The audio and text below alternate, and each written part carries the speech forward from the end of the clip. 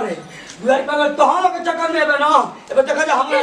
ठीक का गई है सर हां तुमका खाना बना के समय दे तुझे कौन दिक्कत रहा कितना लेट अरे सुनिए हमारी के गलती देनी ओ बुढ़ा गलती नहीं देनी अरे हमारे बाबू हम इतना दिल होगा हमारा बाबू उनके काम से मारो तो हम कहां कुछ कहते नहीं कुछ कहनी है जा हां तो कहना वो काहे की चेड़ रहा अब उनका बोले 5 बजे सवेरे खाना बना के दे सवेरे मुझे ना करे बा दुआरी पर काटा गाय दे तो घर आज जन तो कोनो बाकी पूरा करा अच्छा बताएं पहले सब सवेरे खाना बना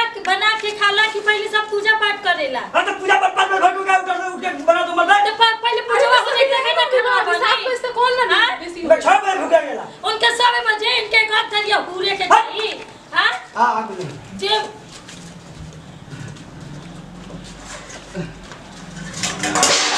अरे क्या करता हो थाने मत भगवान बाबूजी क्या करते नहीं जी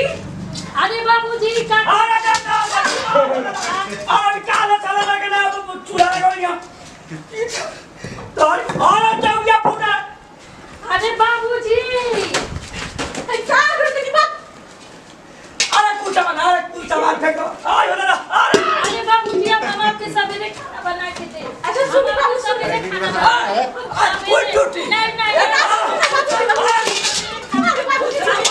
अरे काका आज एकदम पत्ता रहता आज एकदम ना बची कुछ ना बची अरे सब देवर जी कब बनाई नहीं ना अरे घर में खाना अरे क्या कर रहा है गोर कर दी अरे बाबूजी सवेरे आई खुद ना बची सब आज एकदम हमला हो जाए घर में तो घर का तो हमारे तो के सामान लो लगा ना मार दे ले ले मत अरे बाप हो बाप अरे जा अरे जा ही गए पहले बिना पता कोई में दांत पेट में लगा और लाश हटाओ ये पहला आगे बाबूजी कैसे फोड़े के ले हुआ कैसे फोड़े अरे मुझे बोल दे कैसे आयो दादा अरे मौका आज एकदम हमार भला मर्डर हो जाए ये घर में लेकिन आज एकदम ये छत ए भैया लो आज चला खुदा हम के मारा मर तो तारा के मरी दे कुछ ना बची देखा दिन दीदी कैसे अरे लातू रो पे जाकर कुछ ना बची आज हमारा है घर में घर में बर्बाद कर देला सो दादा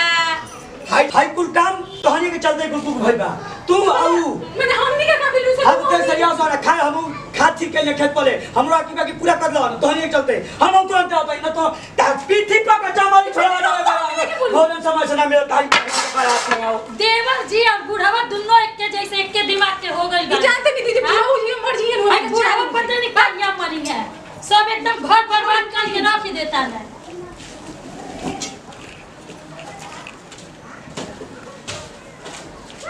घर में आदमी एक हाथ सामान सिर जावे रही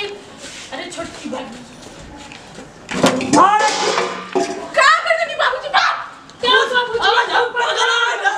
क्या पगला हम के ले कच्चा ला लो कि ना दवाई कर नहीं तो हमारे हाथ से मोटर हो करे ए मोटर की अरे भैंसिया खा खा के उलट जाती अरे आराम में कुछ ना बची अरे नो चाहे सुन हटा या तुम तबाह कर दिले बहन देखिए ना सीधा दिमाग करके रख देले बना पूरा घर में हाय देखा दिन दीदी कपड़ वो सब गंदा कर देले आप आराम ये में खाली काम बढ़ावत रहो करो थवा से मोटका से भाई थवा से मौका से जो तो से बोल के चाव में खा के पूजा करे जाता हूं हमारा किया ना जब हम कह दिया नहीं ना आपके खाना मिली सवेरे कहां जाती घर में बनबू ना तो तोहरा थवा से टिकुलिया उकाज के मुंह में फोड़ दे ये है हमारा का करना बाहर खाएंगे जाने वाले बारी हम जाने वाले कबड़ा मत 2 मिनट में तबाह कर दिले बच चली दीदी एकदम दिमाग हाजिर करके रख देले बना पूरा घर में अच्छा करके रख दिया ना चलिए उठाई सब जिए एकदम हराम कर रहे हैं काहे निकल जा बुरा सही में मर जाते चैन हो जाए